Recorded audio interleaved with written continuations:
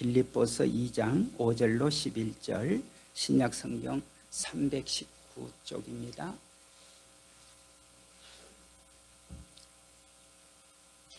저기 물 좀 떠다 주세요. 네, 신약성경 319쪽 빌립보서 2장 5절부터 11절 말씀, 오늘 사순절 첫 주일에 우리에게 주시는 말씀입니다. 경청해서 듣겠습니다. 너희 안에 이 마음을 품으라. 곧 그리스도 예수의 마음이니 그는 근본 하나님의 본체시나 하나님과 동등됨을 취할 것으로 여기지 아니하시고 오히려 자기를 비워 종의 형체를 가지사 사람들과 같이 되셨고 사람의 모양으로 나타나사 자기를 낮추시고 죽기까지 복종하셨으니 곧 십자가에 죽으심이라. 이러므로 하나님이 그를 지극히 높여 모든 이름 위에 뛰어난 이름을 주사 하늘에 있는 자들과 땅에 있는 자들과 땅 아래에 있는 자들로 모든 무릎을 예수의 이름에 꿇게 하시고 모든 입으로 예수 그리스도를 주라 시인하여 하나님 아버지께 영광을 돌리게 하셨느니라.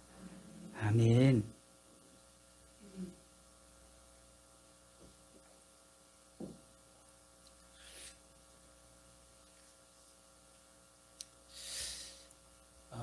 지난 17일 수요일부터 사순절이 시작이 됐습니다. 사순절은 예수님의 부활을 앞에 놓고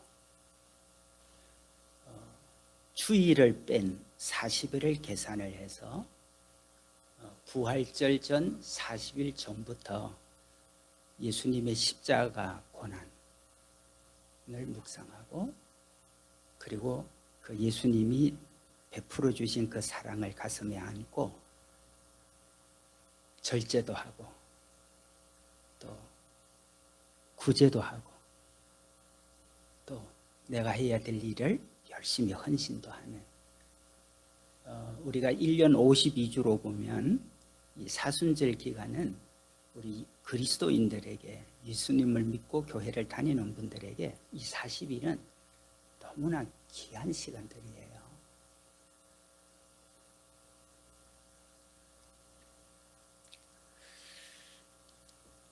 초대교회는 언제 세례를 가장 많이 받았느냐 하면 부활절 날 세례를 가장 많이 받았습니다. 많은 분들이.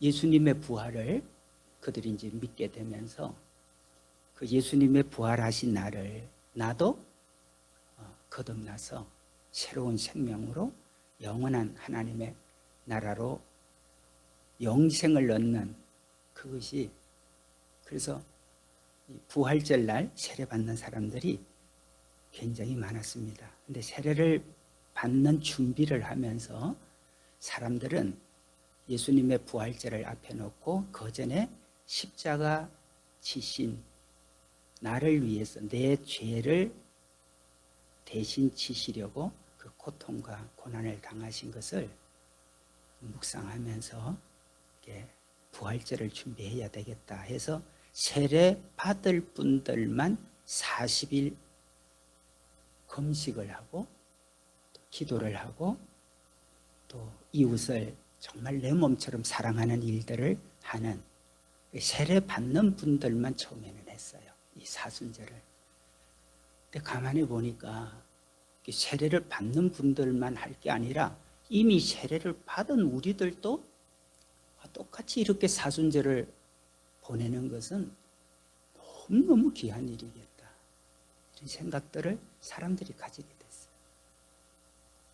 그래서 세례를 받을 분들만 할 게 아니라 예수님을 믿는 우리 모두가 다 이 사순절을 지키자. 그래서 이제 초대 교회에 이 사순절이 모든 그리스도인들, 모든 성도들이 다 같이 지키는 그런 사순절이 되기 시작을 하게 돼서 오늘 이 시대까지 교회는 모든 그리스도인들은 사순절을 보내는 시간을 갖게 됐습니다. 성경을 우리가 살펴보면 모세는 10계명을 받기 전에 40일 금식을 모세도 했죠. 엘리야도 그 시대에 너무나 시대가 힘들고 어려울 때 너무나 왕들이 악한 왕들이 많이 생기고 백성들도 너무 타락을 하고 그 엘리야가 이런 상황을 어떻게 해야 될까? 그래서 하나님 앞에 나가서 간절히 기도를 하려고 40일을 엘리야도 금식을 하면서 기도를 합니다. 그러면서 이 땅에 오신 우리 예수님도 공적인 사역을 시작을 하시기 전에 광야에 가셔서 40일 동안 예수님도 금식을 하시게 됐습니다. 이런저런 모든 것들을 종합해 보면 예수님의 부활을 앞두고 40일 동안 우리가 부활절을 준비하면서 이 사순절을 이렇게 보내는 것은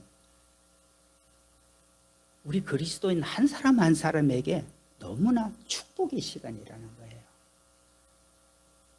너무나 귀한 시간이에요.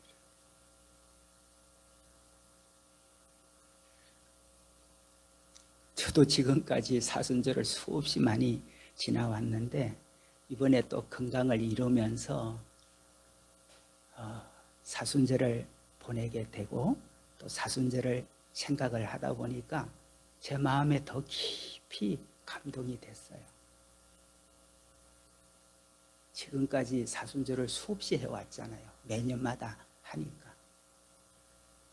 근데 근본에는 그 어느 때보다도 사순절이 제게는 너무 깊은 의미를 깨닫게 되고 더 많이 주님을 사랑하고 여러분을 사랑하고 이 땅에서 내가 이루어야 될 사명이 무엇인가를 생각하게 되는 그런 사순절이 되고 있습니다.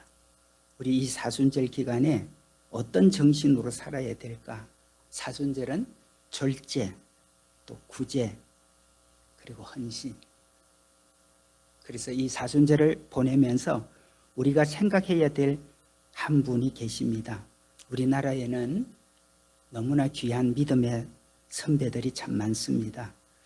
이 사순절을 앞에 놓고 이분을 꼭 생각을 해야 되겠다 생각이 됐습니다. 여러분 전주에 가면 방애인이라고 하는 선생님의 무덤이 있습니다. 무덤은 그냥 평범해요. 일반인들과 뭐 다를 바 없는 그런 무덤입니다. 그런데 이분이 이 방애인 선생님이 한국 교회에 너무나 큰 발자취를 남기신 그런 분이십니다. 이분은 1909년에 황해도에서 태어났습니다. 숭이 여학교를 다니는 중에 3.1절을 맞이하게 됐습니다. 3.1절에 독립운동을 참가한 죄로 개성으로 쫓겨나가서 개성으로 호수돈 여학교에 다니게 됩니다. 그러면서 1926년도에 졸업을 하게 됩니다. 학교 졸업을 하면서 이 전주에 있는 기전 여학교라고 하는 학교에서 선생님으로 일을 하게 됩니다. 기전 여학교에 가셔서 선생님 일을 하면서 자신이 가리키는 학생들 한 명 한 명을 정말 사랑으로 그들을 가르치고 그러면서 그들을 위해서 매일같이 교회에서 기도를 하곤 했습니다. 그러는 중에 이런 지혜가 떠올랐습니다. 아직도 나이가 어린 우리 학생들이지만 이들이 조국과 민족을 위해서 자신의 인생을 위해서 귀한 일을 많이 하도록 해야 되겠다 그런 생각이 들어서 기전 신성회라고 하는 그런 조직을 하게 됩니다. 기전신성회. 이 기전신성회에 세 가지 목표를 가지고 기도를 하게 됩니다. 첫 번째, 마음과 뜻을 다해서 하나님을 정말 사랑하는 것. 두 번째, 내 몸과 같이 내 이웃을 진심으로 사랑하는 것. 세 번째, 내 가정, 내 민족을 전도하며 그들을 구원하는 것. 이 세 가지 목표를 가지고 기전신성회를 조직을 하게 됩니다. 그렇게 기도를 하는 중에 1930년 1월 10일이에요. 기도하다가 하나님의 음성을 뚜렷하게 듣게 됩니다. 그 마음이 정말 하나님 앞에 간절하니까 하나님께서도 별도로 하나님의 음성을 들려주신 것 같습니다. 그는 그날 하나님의 음성을 듣고 얼마나 기쁜지, 그래서 자신의 인생을 완전히 하나님께 드리겠다고 결심을 하고 그는 평생 독신으로 살기로 결심을 하게 됩니다. 그는 학교 선생님이면서도 전도자였습니다. 학생들뿐만 아니라 학생들 부모까지 전도 대상이었습니다. 식당에서도 전도하고 차를 타도 전도를 하고 매주 토요일이면 길거리에 나가서 또 길거리 전도도 하는 선생님이었습니다. 오직 저들을 구원하고자 하는 그 뜨거운 사랑으로 그 일을 했습니다. 여러분, 1932년도에 우리 조선에 큰 수해가 일어났습니다. 큰 수해가 일어났는데 수해를 당한 사람은 많은데 도울 돈이 하나도 없는 거예요. 여러분, 돕고는 싶은데 할 수 있는 게 아무것도 없어. 그러는 중에 생각이 났습니다. 학교를 졸업할 때 선물로 받았던, 기념으로 받았던 만년필 시계가 생각이 났습니다. 나한테 그게 있구나. 그래서 그걸 전당포에 가서 그걸 팔았습니다. 그리고 그것으로 수재를 당한 사람들을 도울 수 있는 만큼 돕는 일을 했습니다. 길을 걷다가 거지를 만나면 자신의 옷을 벗어주고 하는 일을 하는 그런 선생님이었습니다. 특별히 거지들은 전도의 대상이었습니다. 추운 겨울날 길거리에서 떨고 있으면 자기가 살고 있는 그 조그만 집으로 데리고 와서 그렇게 같이 또 삽니다. 근데 하나 둘 이분들을, 거지들을 집으로 데려와서 살려고 하다 보니 뭐 한계가 있죠. 그러다가 생각을 했습니다. 내 힘 갖고는 안 되겠구나. 그래서 그때 당시에 YWCA를 찾았습니다. YWCA를 찾아서 사정을 얘기하고 본인이 하고 싶은 일을 설명을 드리고 그리고 모금을 시작을 했습니다. 여러분, 8,000 가정을 찾아다니면서 모금을 하게 됐고 그러다가 1932년에 고아원을 설립을 하게 됩니다. 얼굴도 여러분 굉장히 예뻤나 봅니다. 그리고 너무나 영특하고 그리고 착하기 때문에 여기저기에서 결혼 청혼이 계속 들어왔습니다. 결혼 청혼이 들어올 때마다 방혜인 선생님은 이렇게 말을 합니다. 나는 이미 예수님에게 내 몸을 드린 사람입니다. 나는 이미 예수님에게 내 몸을 드린 사람입니다 하고 청혼을 거절했다고 합니다. 어머니가 어느 날은 인력거를 타고 가라고 돈을 주면 그 돈을 가난한 사람에게 나눠주고 본인은 그 먼 길을 걸어 다니는 일도 맞이하지 않았습니다. 그러면서도 하루가 끝날 때가 되면 늘 반성을 합니다. 나는 오늘 예수님의 제자로 살았나? 네. 여러분, 정말 우리가 교회를 다니는 사람 지금까지 교회 다니는 사람 하면 여러분 무슨 생각이 드세요? 교회 다니는 사람? 여러분도 교회를 다니시고 계시지만 교회 다니는 사람은 뭐가 떠올라요? 정말 우리는 종교인이 돼서는 안 됩니다.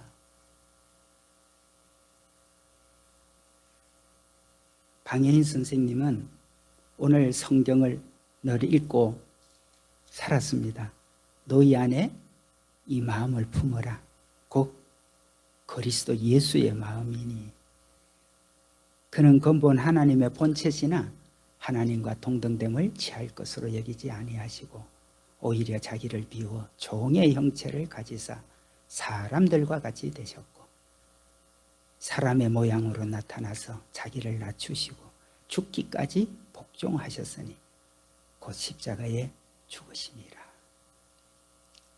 늘 주님의 마음을 품고, 여러분 예수 믿는 사람, 그거는 교회 다니는 사람이 아니라 예수님의 마음을 품고 사는 사람이에요.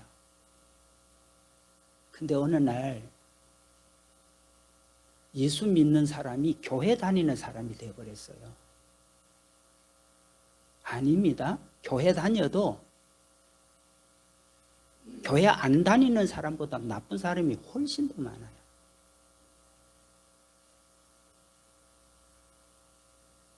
교회 다닌다는데 세상 사람 반도 못하는 사람들이 얼마나 많아요. 교회 다니는 사람 예수 믿는 사람은 아닙니다. 예수 믿는 사람은 예수님의 마음을 품고 사는 사람. 아멘입니까? 여러분 아멘이세요? 네.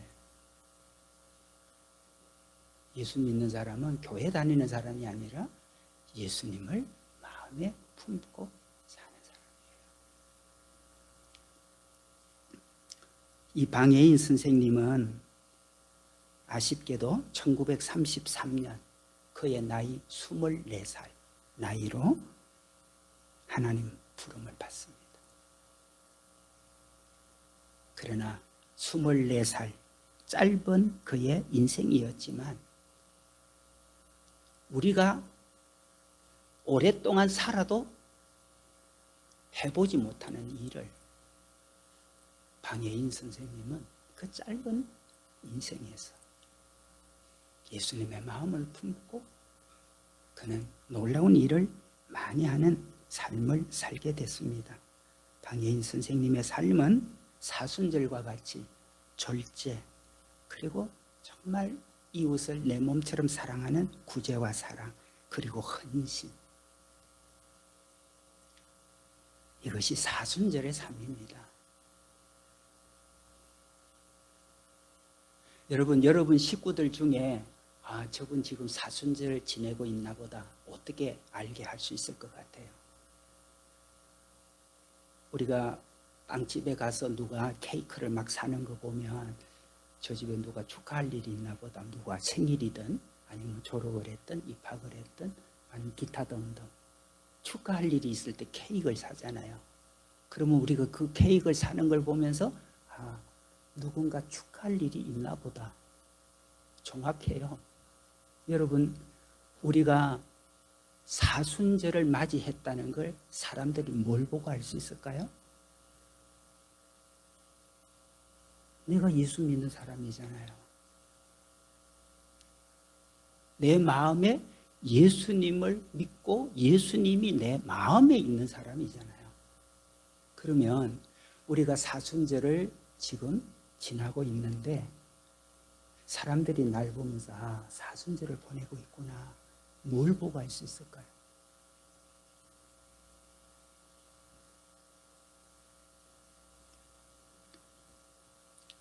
여러분, 사순절의 첫 번째는 기도하는 일입니다.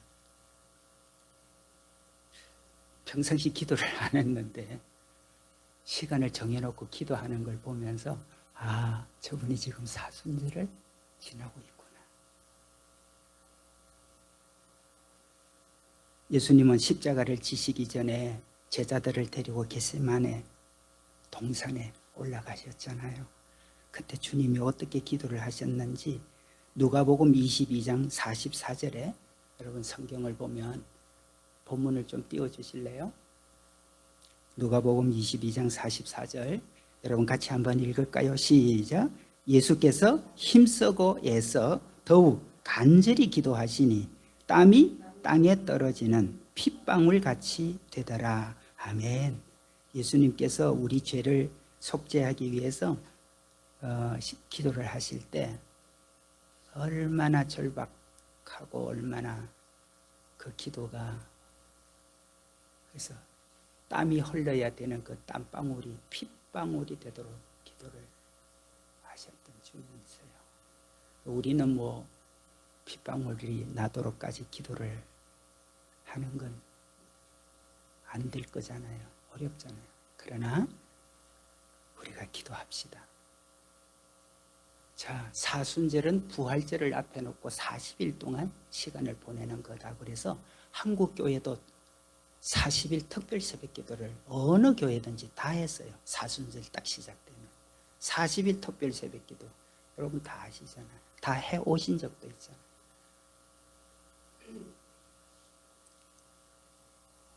적어도 1년 365일 중에 예수님의 부활을 앞두고 나를 위해서 십자가에 고통당하시고 나를 속죄해 주신 그 주님의 고난에 나도 동참을 하면서 그 주님의 사랑을 사람들에게 또한 전하기 위해서 40일 특별 새벽 기도회를 한국 교회가 다 해왔더랬습니다.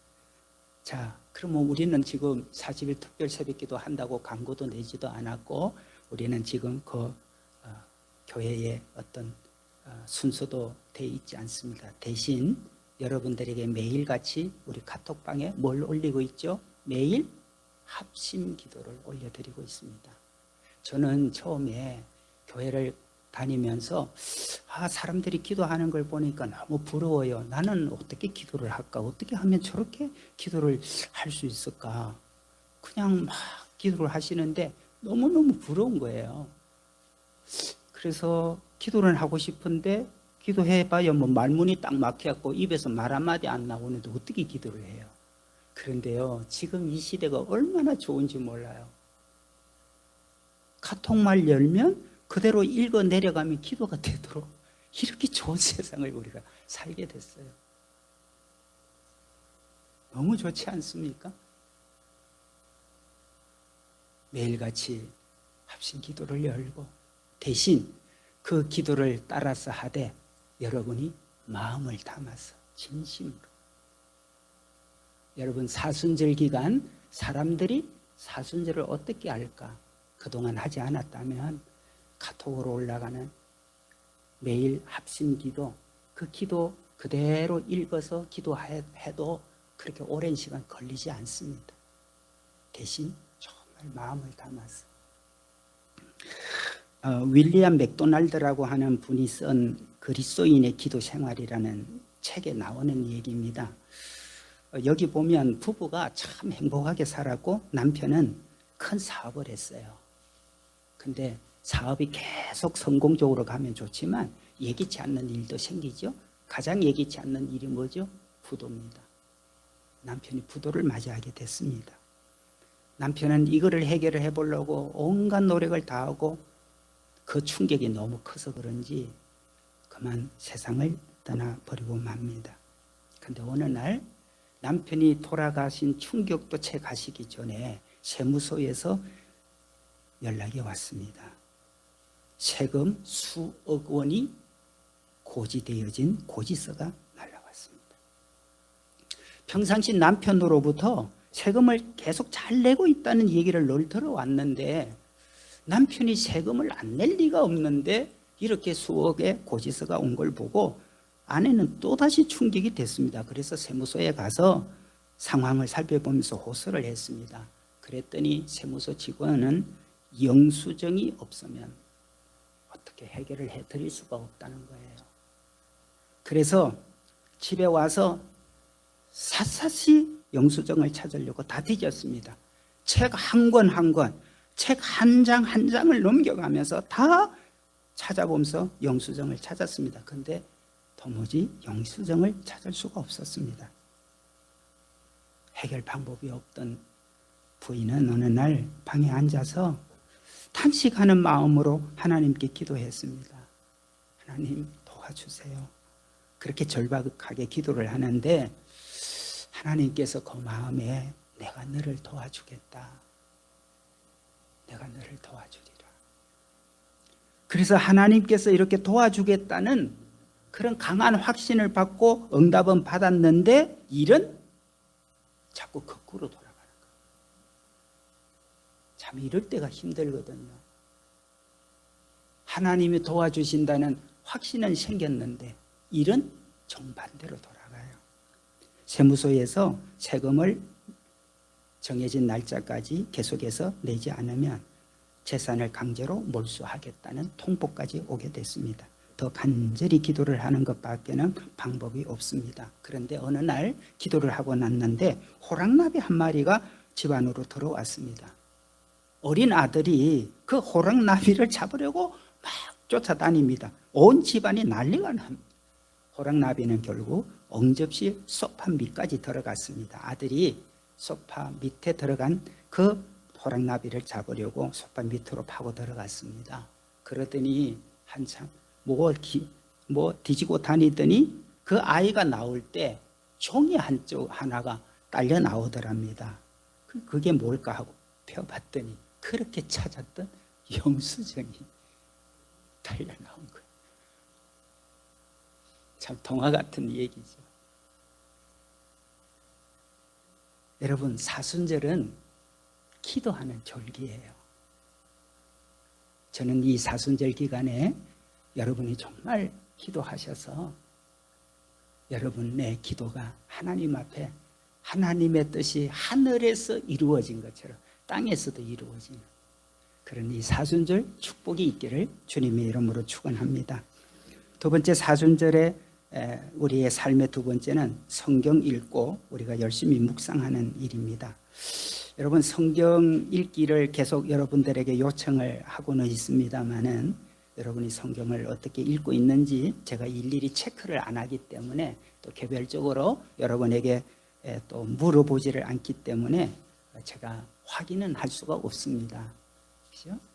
그런데 여러분, 사순절 기간은 성경을 집중적으로 읽는 기간이에요.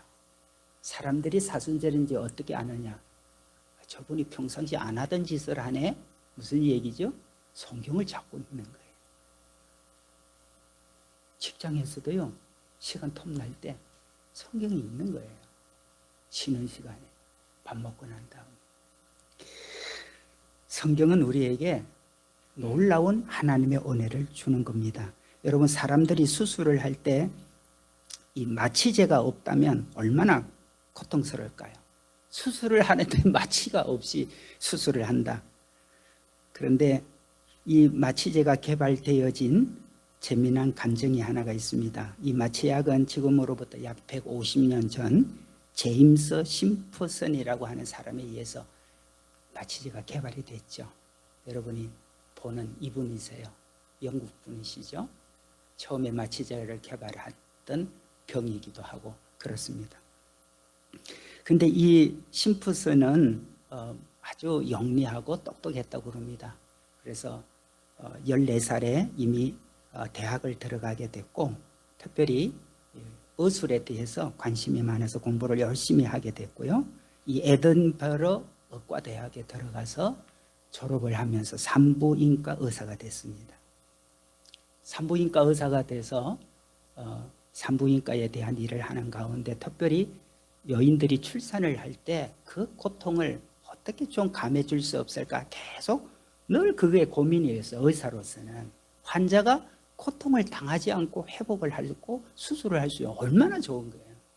그 어떻게 하면 고통을 겪지 않고 수술을 하고 출산을 할 수 있도록 할까 그런 고민을 가지고 늘 있었어요. 그러다가 어느 날 성경을 읽다가 놀라운 발견을 했어요.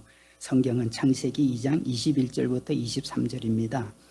같이 한번 읽어볼까요? 시작. 여호와 하나님이 아담을 깊이 잠들게 하시니 잠들매 그가 그 갈빗대 하나를 취하고 살로 대신 채우시고 여호와 하나님이 아담에게서 취하신 그 갈빗대로 여자를 만드시고 그를 아담에게로 이끌어 오시니 아담이 가로되 이 내 뼈 중에 뼈요 살 중에 살이라 이것을 남자에게서 취하여 쓴 여자라 칭하리라 하니라. 아멘. 이 말씀을 읽으면서 궁금한 게 있었어요. 그것은 하나님께서 아담의 갈비뼈 하나를 빼내시고 그것으로 하와를 만들었다고 그러는데 아담의 갈비뼈를 빼냈다 그러면 이건 엄청난 대수술이잖아요. 그런데 아담이 아파했다, 죽을 고생을 했다, 이건 없어요. 그래서 심프슨이 너무 궁금한 거예요.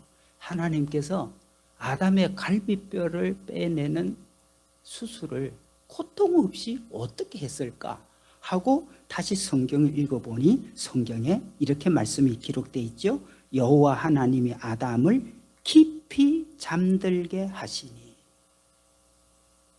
깊이 잠들게 했다는 말씀이 눈에 확 띄었어요. 아, 수술을 하는 동안에, 출산을 하는 동안에 깊이 잠들게 하는 방법이 하나님이 쓰신 방법이구나. 그렇다면 내가 그것을 발명하고 발견하면 되겠구나. 그때부터 기도하면서 연구를 시작을 합니다. 그래서 연구를 해서 결국 여러분 1847년 11월에 사람을 깊이 잠들게 하는 마취를 시켰다가 깨어나게 하는 클로로포름이라고 하는, 아까 여러분 병 보셨죠? 이 클로로포름이라고 하는 이 마취제를 여러분 발견을 하게 되어졌습니다.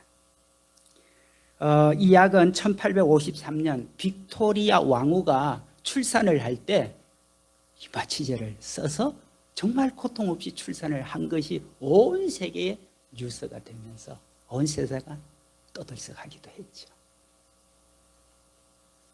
여러분, 성경을 읽으면 하나님은 우리에게 놀라운 지혜를 주신다는 거예요. 종교인 되라고 성경 있는 거 아닙니다. 하나님은 우리에게 하나님의 말씀을 읽어갈 때 하나님의 지혜를 얻게 된다는 거예요. 그래서 성경을 읽으라는 거예요. 여러분, 이 사순절 어떻게 하면 사람들이 내가 사순절을 보내고 있는가 어떻게 알까? 두 가지입니다. 첫째는 평상시 안 하던 기도를. 기도하다 보면 여러분 마음이 굉장히 맑아져요. 기도하다 보면 마음이 맑아지고 생각이 맑아지니까 일이 잘 돼요. 해결이 돼요. 왜? 정신이 맑으니까. 마음이 자꾸 맑아지니까. 여러분, 사람이 공경에 처하면, 공경에 처하고 어려운 일을 만나면 사람의 마음이 자꾸 좁아지잖아요. 생각이 자꾸 좁아지고 어두워지잖아요. 어떻게 보면 해결점을 눈에 보고도 못 봐요. 왜? 걱정과 염려와 고통이 나를 좁게 만들어놨어. 그런데 하나님 앞에 나와서 기도하다 보면, 하나님 앞에 기도하면서 마음을, 염려를 다 내려놓고 기도하다 보면 영이 엄청 맑아져요. 생각이 너무너무 맑아져요. 그래서 지혜를 얻게 돼요. 명철이 생기게 돼요. 해결할 수 있는 길들이 보여요. 제가 3주 전에 미국의 발명왕, 아니 세계의 발명왕인 에디슨 말씀 여러분에게 드렸죠? 에디슨, 발명왕, 세계의 발명왕.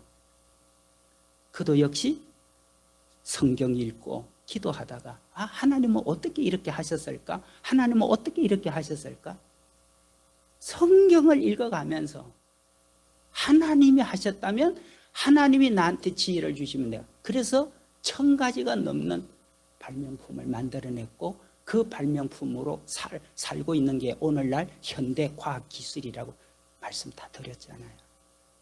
여러분, 사순절 보내면서 기도하시고 성경 읽으면서 여러분에게 하나님의 놀라운 은혜가 부어지는 그런 사순절, 되시기를 주님의 이름으로 축복합니다.